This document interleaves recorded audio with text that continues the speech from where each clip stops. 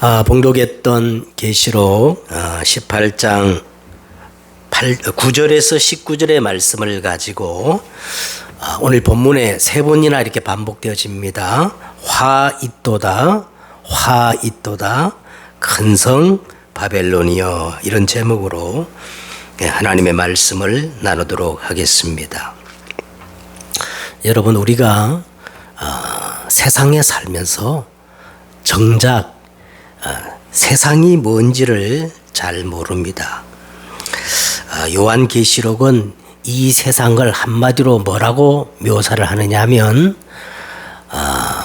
큰 음녀, 큰 성 바벨론이라고 그렇게 요한계시록은 우리가 살고 있는 이 세상을 그렇게 묘사를 하고 있습니다.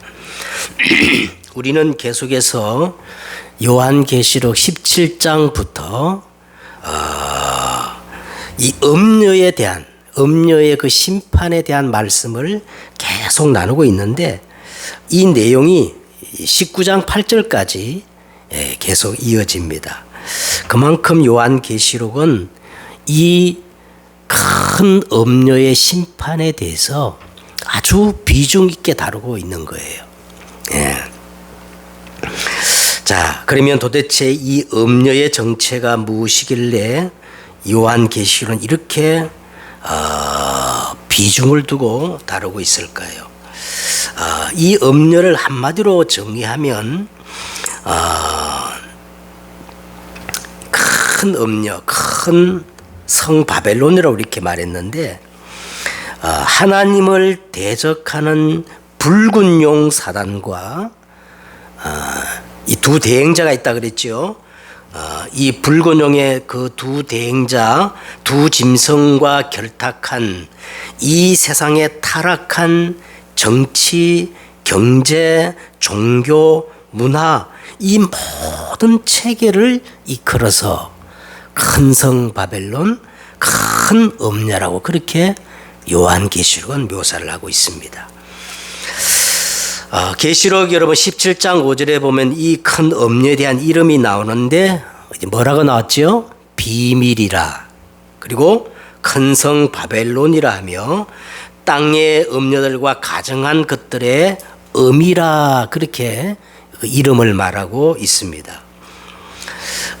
이 음녀의 정체를 우리가 정확히 또 자세히 알려면은 계시록 12장부터 우리가 살펴봐야 합니다. 그 계시록 12장에 뭐가 나오느냐면 붉은 용이 나왔죠. 붉은 용, 옛뱀이라고도 하며 마귀라고도 하며 사단이라고도 하는 온 천하를 깨는 자, 밤낮 참소하는, 그러니까 붉은 용, 옛뱀, 마귀라고도 하고 사단이라고도 하며 온 천하를 깨며 밤낮 하나님 앞에 참소하는 참소자로 이렇게 묘사를 하고 있는데, 이 한마디로 말하면 이 사단인데, 이 사단이 이제 예수 그리스도와 그 신부된 교회를 박해하고 없애려고, 이제 계시록 13장에 보면 두 대행자를 이 땅에 보내는데, 그 두 대행자가 이제 두 짐승이지요. 바다에서 올라온 이 짐승은 적 그리스도이며, 그 다음에 땅에서 올라와서 어린 양처럼 두 뿔을 가졌으나 그 입에 용의 말을 대언하는 이 짐승은 우리는 뭐라 그랬어요? 거짓 선지자들이라, 그렇게 말했습니다. 이 두 짐승이 하는 일은 두 가지였어요. 어떤 일을 하느냐 하면 붉은 용, 요 사단 마귀를 숭배하게 만들고 짐승의 표를 받게 해가지고 세상을 완전히 네피림, 짐승화시키는 그런 일을 하고 있습니다. 그래서 이것으로 치부하고 사치하는 모든 세속적 정치, 경제, 종교, 문화, 이 체계를 한마디로 뭐라 그런다? 큰 성 바벨론, 큰 음녀라고 그렇게 묘사를 하고 있는 겁니다. 자, 이들이 처음에는요, 각자의 이익과 목적을 따라서 서로 야합하고 동맹 관계를 맺고 한 목적을 향해서 그렇게 역사를 했는데, 여러분 이제 계시록 17장 16절 한번 보세요. 16절에 보시면 내가 본 바 이 열불과 짐승은 누구를 묘해요? 이 동맹관계를 갖고 있던 음녀를 미워하여 망하게 하고 벌거벗게 하고 그 살을 어떻게 먹고 불로 아주 사르니라. 자, 이렇게 해가지고 동족상잔 네 분으로 철저히 이 음녀를 파멸을 시켜요. 누가? 붉은 용 사단과 그 대행자 짐승들이 동맹관계에 있던 음녀를 그렇게 완전히 파멸시키는 내용을 우리가 볼 수 있습니다. 이제 오늘 이 본문에는 사단과 그 짐승의 대행자들에게 조정되어지는 세 부류, 이 사단과 그 대행자 짐승으로 조정되어지는 세 부류가 나오는데, 9절에 보니까 그와 함께 음행하였던 이 땅의 왕들, 그 다음에는 15절에 보세요. 바벨론의 온갖 상품으로 치부하여 사치를 누렸던 누구예요? 상인들. 그 다음에 17절에 보니까 똑같이 바벨론의 번영으로 사치를 누렸던 바다에서 일하는 자들. 자, 이런 세 부류가 나오는데, 자신들이 철저히 파멸시켰던 이 음녀의 멸망이 결과적으로 자기들의 발등을 찍었음을 알고 오늘 보니까 막 가슴을 치고 애통하며 두려워하며 죄를 뿌리면서, 표현이 그렇게 나왔죠. 가슴을 치며 애통하며 두려워하며 막 죄를 뿌리면서 이 애통하는 걸 뭐라 애가라 그러죠. 그 내용이 오늘 본문의 내용입니다. 자, 그런데 오늘 자 그들이 부르는 이 애가가 어떤 의미인가를 우리가 한번 주목해 볼 필요가 있어요. 이들이 가슴을 치고 애통하는 것은 음녀의 그 멸망 때문이 아니에요. 그 음녀의 멸망 때문이 아니고, 여러분 10절에 보세요. 멀리 서서 그랬어요. 방관하며 구경만 합니다. 11절에도 보세요. 땅의 상인들이 그를 위하여 울고 애통하는 것은 음녀의 멸망 때문이 아니라 뭐 때문에 운다는 거예요? 다시 그들의 상품을 사는 자가 없기 때문에 그렇게 운다는 거예요. 바다에서 일하는 자도 10절에 보세요. 멀리 서서 누구 하나 그 음녀의 멸망에 나서는 자가 없습니다.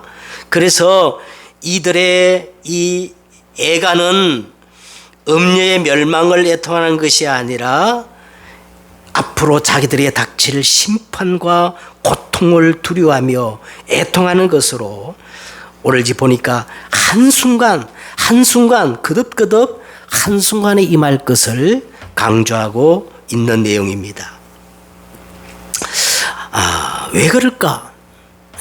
왜 이렇게 내분이 일어나고 그들 막 동족 상잔을 일으키고 이렇게 파멸로 끝나는 거야? 왜 그럴까? 여러분, 결론적으로 말씀드리면요, 이 사단의 왕국은 결국 온전히 세워질 수 없는 나라이기 때문에 그래요. 하나님의 나라는 원리스로 이루어지는 나라지만, 이 사단의 왕국은 원네스, 야합으로 이루어지기 때문에 그들의 속성상 궁극적으로 이 사단의 왕국은 성립될 수가 없어요. 사단은 결코 남을 배려하거나 축복하거나 복을 주는 그런 존재가 아니라, 사단은 어떤 존재라고 그랬죠? 대적자, 이간자, 분리자, 참소자, 도적질하고 죽이는, 멸망시키는 존재이기 때문에 사단의 왕국은 결코 성립될 수가 없습니다. 알겠죠? 자, 그러면 오늘 이 본문에 나오는 땅의 임금들 또 상인들 바다에서 일하는 자들을 이 세 부류를 우리가 이제 여기서 우리가 의미를 찾아야 되는데 저는 그래요. 이 요한계시록을 보면 볼수록 요한계시록은 이 알파와 오메가 처음과 나중 창세기와 가장 이렇게 매치를 이루는 성경이 요한계시록입니다.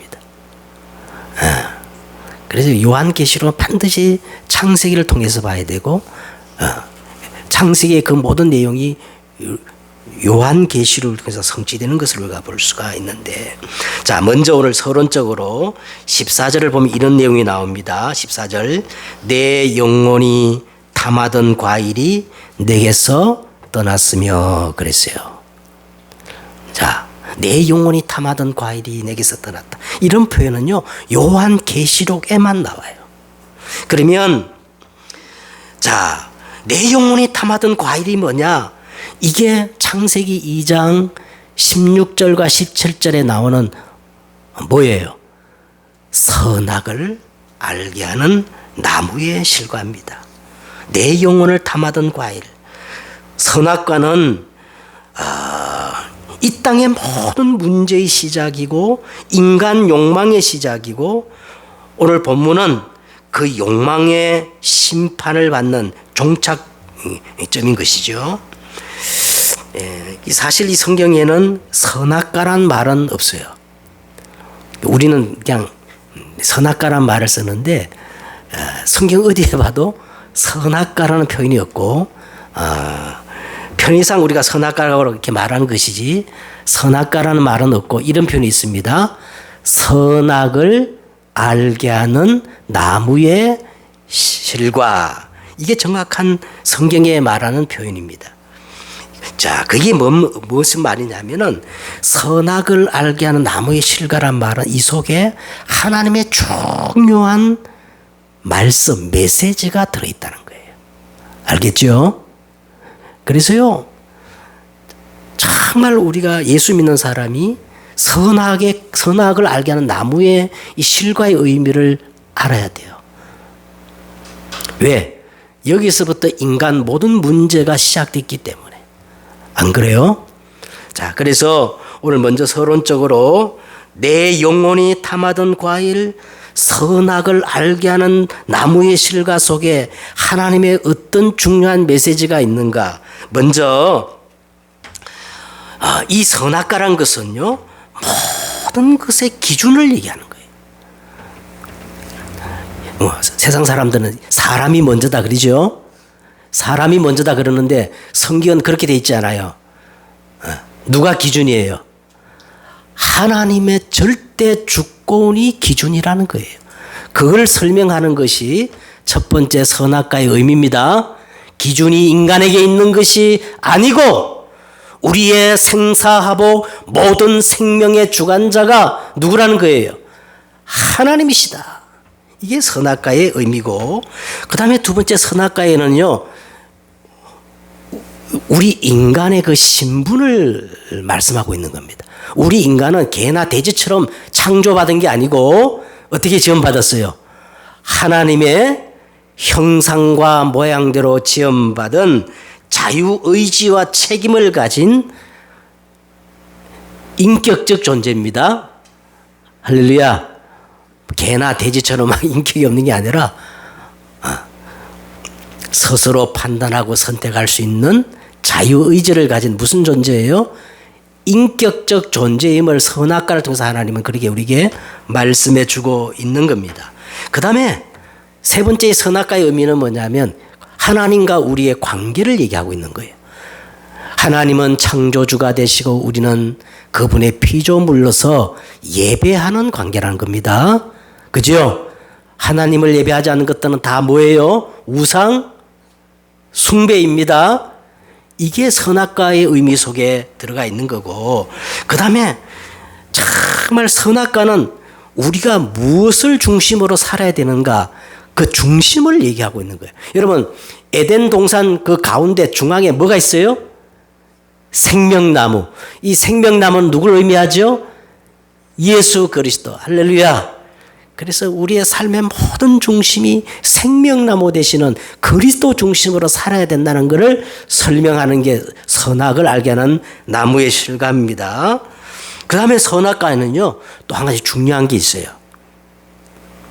인간 모든 문제의 원인 제공자를 미리 알려주는 거예요.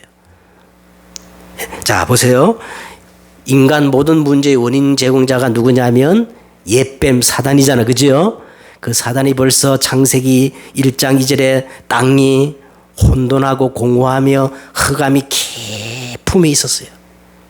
그래서 창세기 2장 15절에 보니까 여호와 하나님이 그 사람을 이끌어 에덴 동산에 두시면서 그것을 경작하며 어떻게 하게 하셔?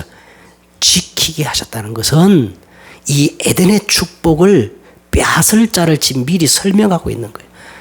그 빼앗을 자가 다른 방법이 아니고 선악과를 따먹어. 생명나무 그거 먹지 말고 뭐를 따먹으라고? 선악과를 따먹게 함으로 인간 모든 문제를 갖다 주게 할 것이다. 이걸 미리 알려주는 겁니다. 그 다음에 이 선악을 알게 하는 실과를 먹는다는 반드시 어떻게 한다? 죽으리라. 이 말은 하나님의 속성입니다. 하나님은 거룩하시고 공의로운 분이기 때문에 범죄한 영혼을 심판하시는 그런 하나님임을 우리에게 말씀해 주고 있어요. 그래서 절대로 선악과는 먹지 말라.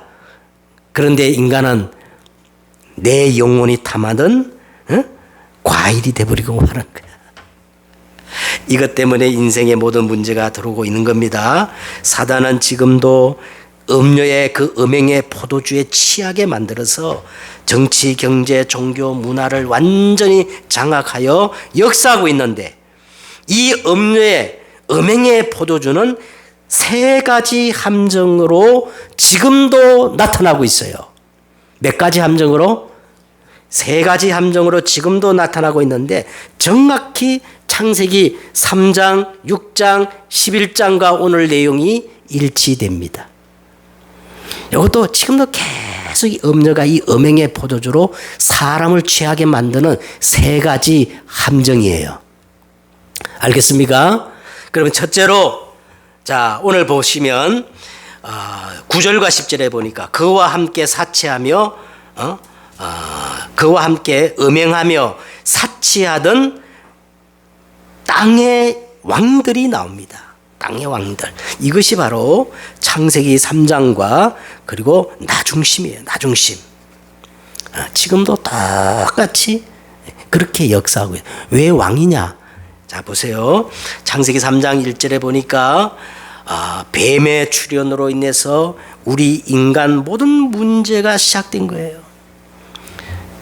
성경 명확히 얘기합니다. 인생 모든 문제의 원인 제공자가 있다는 거예요. 그게 누구예요? 응? 창세기 3장 1절에 보래요. 그런데 뱀은 여호와 하나님이 지으신 들짐승 중에 가장 강교하니라. 계시록 여러분 12장 7절에 보세요. 한 붉은 용 옛뱀 곧 마귀라고도 하며 사단이라고도 하며 온 천하를 깨는 자. 자, 그 다음에 이 사단이 어떻게 유혹하느냐 하면 유일한 복음을 일반화시켜요. 유일한 이 복음을 다원화시켜버리는 거예요. 자, 이 사단이 어떤 수작을 부르나 보세요. 응?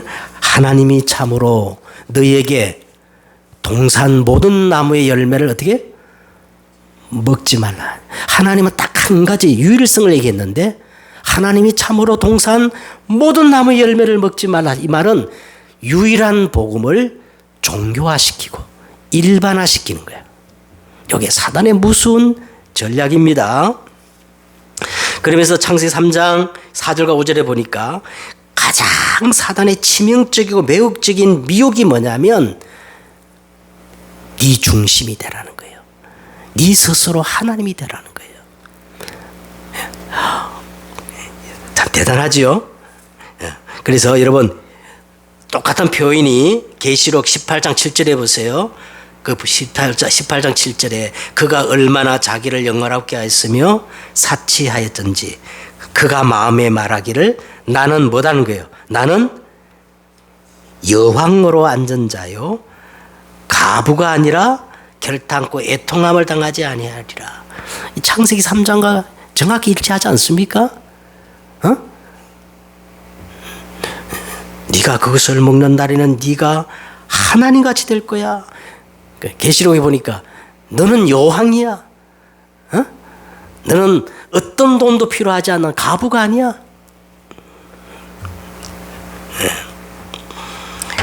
그러면서요 새로운 관점을 다 열게 만듭니다.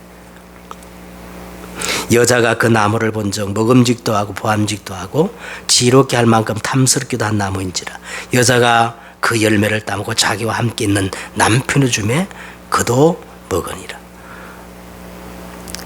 새로운 눈을 열게 만들어. 예전에는 저 선악과 하나님 먹지 말라 그랬어. 그런데 새로운 관점이 열렸어요. 선악과를 딱 보니까 어떤 관점이 생겼어. 먹음직도 하고 보암직도 하고 막 지롭게 할 만큼 탐스럽게 한다.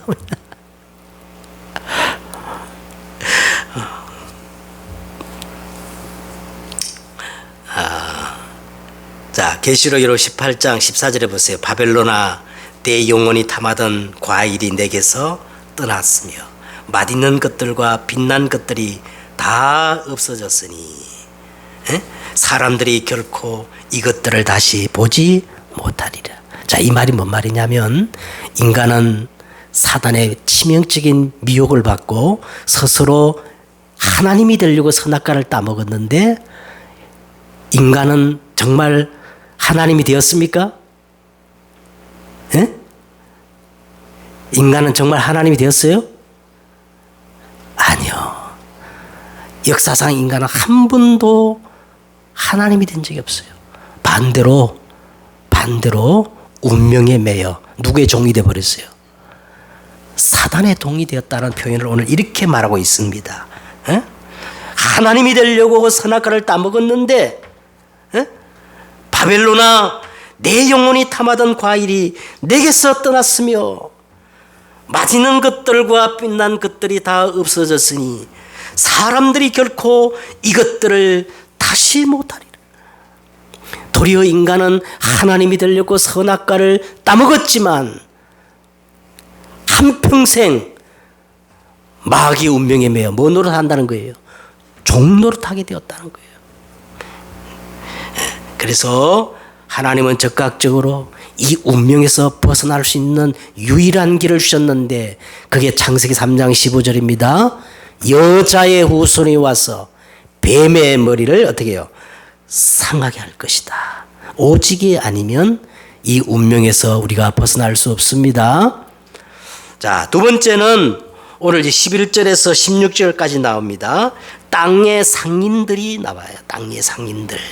자, 이 땅의 상인들이 뭐냐면 네피림입니다. 창세기 6장에 나오는 네피림을 지금 얘기하고 있는 거예요. 11절에 보세요. 땅의 상인들이 그를 위하여 울고 애통하는 것은 다시 그들의 상품을 사는 자가 없음이라. 자, 이 네피림의 흑암 문화, 흑암 경제, 그 상품들이요, 목록이 아주 막 쫙 나와. 그런데 13절 마지막에 보니까 사람의 영혼까지 그들은 뭐를 시켰어요? 상품화 시킨 거예요. 사람의 영혼까지. 그래서 여러분 이 네피림이 뭐냐면 첫째는 혼합주의입니다. 혼합주의. 창세기 6장 1절에 보니까요, 사람들이 땅 위에 번성하기 시작할 때 그들에게서 뭐가 났어요? 그들에게서 딸들이 났다. 사람이 땅 위에 번성하기 시작할 때 그때 딸들이 났다는 말은, 이 사람의 딸들이란 말은 이 네피림의 문화입니다. 문화를 의미하는 거예요. 그래서 하나님의 아들들이 사람의 딸들의 아름다움을 보고 자기들이 좋아하는 모든 여자로 아내로 삼았다는 말은요, 혼합주의가 되었다는 거예요. 다원주의가 되었다는 거예요. 그래서 창세기 6장 3절에 보세요. 여호와께서 이르시되 나의 영이 영원히 사람과 함께하지 아니하니 이는 그들이 뭐가 됐어요? 육체가 됨이니라. 그러나 그들이 남은 날은 120년이 되리라 하시니라.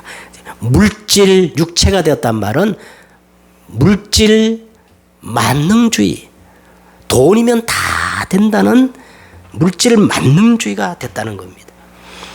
그래서 4절과 5절에 보니까 당시의 땅에는 네피림이 있었고 후에도 하나님의 아들들이 사람의 딸들에게 들어가 자식을 낳으니 그들이 용사라. 고대의 명성 있는 사람들. 네피림의 문화라는 거는요, 쉽게 이해하면 돼요. 다 귀신 들려가지고 무당들이 그냥 점치는 게 아니라 어떻게 점을 쳐요? 귀신 들려 점치잖아요. 어? 이게 네피림이야. 응? 온 세상이 지금 네피림화 돼버렸어요. 그래서 이제 그 보면은 네피림의 그 품목들이 쭉 쭉 나옵니다. 12절에 보니까 그 상품은 금과 은과 보석과 진주와 세마포와 자주옷감과 비단과 붉은 옷감이요 각종 항목과 그러니까 쫙 나와. 결국 막 사람의 영혼까지도 이게 그 물질화 시켜가지고 사고 파는 그런 일이 벌어져요. 그래서 창세기 6장 14절에 한 가지 말씀하고 있습니다. 너를 위하여, 내 가족 구원을 위하여, 생명 보존을 위하여 뭐를 만들라? 방주를 만들라 그랬어요. 여러분, 이 방주는 예수 그리스도를 의미하는데 예수 그리스도의 몸이 뭐예요? 성경에서는 계속 일관적으로 예수 그리스도의 몸을 뭐라고 설명합니까? 교회라고 그렇게 말씀을 하고 있습니다. 예. 네피림의 이 재앙을 막으려면 방주 운동을 해야 돼. 방주 운동. 어? 세 번째 오늘 보시기 바랍니다. 17절부터 19절에 이제 보시면 이제는 그 두 번이나 바다에서 일하는 자들 이렇게 표현하고 있습니다. 모든 선장과 17절에 모든 선장과 각처를 다니는 바다에서 일하는 자들이 멀리 서서 그랬어요. 자, 이 바다란 것은 창세기 11장 바벨론의 그 종교와 문화를 의미하는데 바다는 성경에서요 혼돈과 불안정, 세상의 세속성을 상징하며 이 바벨론의 상품이 바다를 통해서 세계적으로 유통되는 그런 것을 의미하는 겁니다. 그래서 창세기 11장에 보니까 이 바벨탑은 어떻게 시작되느냐 하면 하나님을 떠난 형통에서부터 시작되어져요. 하나님을 떠나면 막 고생하고 막 재앙과 저주가 즉각적 임해야 되는데 아니 하나님을 떠날수록 형통함이 오는 거예요. 11장 1절에 보세요. 온 땅의 언어가 하나요 말이 하나였더라. 온 땅의 언어가 하나요 말이 하나였더라. 이에 그들이 동방으로 옮기다가 하나님을 전혀 떠나는 겁니다. 그런데 하나님을 떠나면 떠날수록 재앙이 임하고 심판이 오는 게 아니라 뭐를 만났어요? 살판나는 신할 평지를 만나 거기 거루하며 그랬어요. 그래서 이들이 뭐 하느냐? 3절에 보니까 서로 말하되 자 벽돌을 만들어 견고히 굽자 하고 벽돌을 만들어 견고히 굽자 하고 이것까지 좋았는데 그 다음 말이 뭐냐? 벽돌로 돌을 대신하고 역청으로 진흙을 대신하고 이 말은요 하나님의 창조의 원리들을 다 대신하자 뒤바뀌자는 거예요. 응? 이게 무서운 말입니다. 그러면서 또 말하되 성읍과 탑을 어떻게 해요? 성읍과 탑을 우리가 벽돌을 견고히 구운 이 벽돌을 가지고 성읍과 탑을 어떻게 우리가 어떻게 하자? 건설하자. 건설하여 그 탑 꼭대기를 어디에? 하늘에 닿게. 하나님을 대신하자는 거예요. 그리고 누구 이름을 내자? 우리 이름을 내고 우리가 단합하고 우리 힘을 가지고 흩어짐을 면하자. 여러분, 이건 흩어짐을 면하자 이 말은요, 사실 뭐를 거역하는 거예요? 창세기 1장 28절을 거역하는 겁니다. 흩어져 가지고 생육 번성 땅에 충만, 땅을 정복하라 그러는데 아니야. 우리 이름을 하늘에 닿게 하여 우리 이름을 내고 흩어짐을 면하자. 그래서요, 여러분, 창세기 11장 다음에 무슨 장이 나와요? 12장이 나오죠. 12장 첫 절에 여호와께서 아브라함에게 이르시되 아브라함아 너는 내 본토 친척 아비 집을 어떻게 하라? 떠나라 그랬어요. 떠나라. 내 본토 친척 아비 집을 떠나라는 말은요, 각인 뿌리 체질을 바꾸라는 거예요. 자,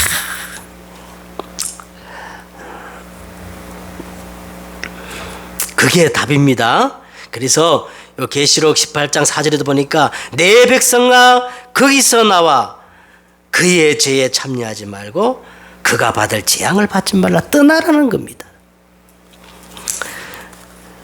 자, 이제 오늘 말씀을 정리하겠습니다. 자, 오늘 이 세 부류가 오늘 말씀을 보면은 오늘 이 본문에는 이 땅의 왕들, 상인들, 바다에서 일하는 이 세 가지 부류의 사람들이 애통하는 그 애가가 나오는데, 여러분, 이들이 이 애통은요, 인생을 파멸시키는 애통이에요. 그렇죠? 저는 이제 18장 전체를 보면 이런 표현이 나옵니다. 무너졌도다, 무너졌도다, 큰 성 바벨론이요. 4절에도 보니까 내 백성아 거기서 나와 그의 죄에 참여하지 말고 그가 받은 재앙들을 받지 말라. 그러면서 오늘 본문에 후렴처럼 세 번이나 화 있도다, 화 있도다, 큰 성 바벨론이요. 자, 우리는 언제나 누구 중심으로 성경을 본다? 하나님 절대 중심, 절대 주권으로 성경을 보면 여기에 예수 그리스도의 눈물이 있고 십자가의 고난이 있고 영원한 구원의 섭리가 담겨져 있어요. 이 속에 누구의 눈물이 있다고? 화 있도다, 화 있. 예수님이 멸망당할 그 예루살렘을 보고 울었다 그랬죠. 그죠? 예루살렘아, 예루살렘. 예? 여러분, 오늘 이 메시지를 붙잡아야 돼요. 오늘 파멸시키는 인간의 애통이 아니라 오늘 누구의 눈물이라고? 화 있도다, 화 있도다. 참 화를 당할 수밖에 없는 큰 성 저 바벨론을 바라보며 누구의 눈물을 우리가 기억하셔야 돼요? 예수 그리스도의 눈물을 우리가 기억하셔야 돼요. 하나님은 우리 인간에게 참된 것을 증명하실 수 있는 세 가지 액체를 줬다고 그래요. 첫째는 뭐냐? 우리 인간 몸에 뭐가 있냐? 피가 있자, 피. 피는 생명입니다. 그죠? 그 다음에 땀이 있어요. 땀이 액체지요. 뭐 할 때 땀이 나와요? 막 우리 몸이 막 수고할 때, 그죠? 운동할 때 그때 땀이 나오잖아요. 그리고 눈물, 언제 눈물이 나와요? 뭔가 우리가 슬픔을 당할 때, 그리고 정말 내 마음에 깊은 것, 진실한 것들이 눈물로 표현되어지는 겁니다. 알겠죠? 나는 어디에 내 인생의 목적을 두고 무엇을 위해 내가 수고해야 되며 무엇 때문에 나는 애통하는가?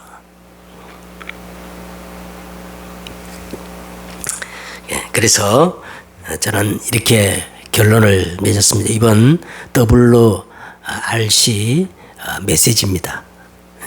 WRC 메시지인데, 영혼 응답의 시작과 가정과 끝이 뭔가? 여러분, 우리가 어떻게 시작해야 되느냐 하면 오직입니다. 오직. 지난주 우리가 다 주일 강단에서 오직을 말씀 나눴는데, 이번에 WRC 가니까 첫 번째 1강이 뭐냐? 오직이에요, 오직. 오직 내 안에 그리스도의 망대를 세워야 돼요. 이거 아니면 절대 오늘 이 세 가지 불의에서 우리가 해방될 수가 없어요. 오직, 그래서 이 오직의 답을 가진 우리는 남은 자입니다. 남은 자. 영혼 응답의 과정이 뭐냐? 과정은 유일성이에요. 유일성. 유일성은 뭐냐면 보좌의 능력이 내게 임하는 거예요. 하나님 나라. 그죠? 그때까지 뭐냐? 기다려야 되는 거예요. 기다림. 그래서 우리는 저 천성을 향해 하나님 나라를 향해 가는 순례자이기 때문에 7가지 여정의 길을 가야 하는 겁니다. 마지막 영혼 응답의 끝이 뭐냐면요. 하나님의 그 나라와 그 일들이 내게 일어나므로 새로운 피조물, 재창조의 역사가 일어나야 돼요. 그거 아니면 세계복음화 안 되어져요. 우리 힘으로 어떻게 세계복음화 됩니까? 재창조가 답입니다. 그래서 우리는 정복자로 가야 하기 때문에 정확히 사도행정적, 성경적 이정표를 따라가야 되는 겁니다. 여기에 우리의 애통이 있어야 되고 눈물이 있어야 되고, 그죠? 내 생명을 걸어야 할 가치가 있는 거예요. 무엇을 위해 애통하는가? 오늘 여러분 정말 영원한 답을 붙잡는 여러분 되시기를 주 예수 이름으로 축복드립니다.